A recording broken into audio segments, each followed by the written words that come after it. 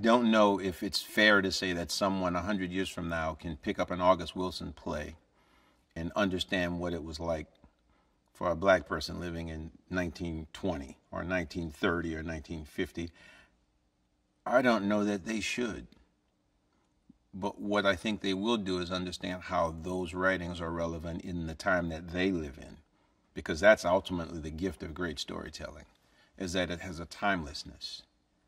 There are lots of plays that we can read from the 1930s that are specific to the 1930s, and all of the colloquialisms and the subject matter are limited to that time, so you read them now without understanding the historical context, and they're just very confusing works. And then there are plays that are just timeless. And August's plays are those plays. Ma Rainey, as the mother of the blues, as she was called at the time, she was from southern Georgia, so she had one way of doing it. It's a much straighter way. It's amazing if you were to just buy blues records, which you can, or download or whatever, or use some of these streaming services and check out music from Georgia and southern Georgia from the 20s and then music from Mississippi.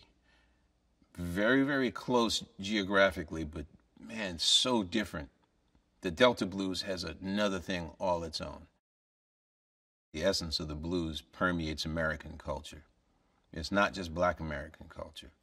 I mean, I was doing a show for Lufthansa once. I was doing this show called, I can't remember. It was a jazzy kind of show.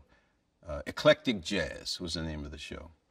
And I did this show called Blues Around the World. And I was basically finding songs where the blues form, which is a uniquely American institution, was everywhere. How many Beatles songs were blueses? How many Led Zeppelin songs were blueses? How many blues songs were blueses? R&B songs, Prince songs, Michael Jackson songs, The Temptations. The blues sound was and is everywhere, even today. Friends of mine say, man, that's a lot of music for a movie. I say, welcome to the world of George Wolfe. And some of it, he just doesn't use it at all. But you're always on your toes. He always has you thinking because he's always thinking. So it's an adventure. It's an adventure, and I mean, I'm cool with it. We have these barbs, like in the middle of the session, we're barbing each other, and everybody else is like, man, these guys like each other? Because it's always dry. Like, I'm dry and he's dry.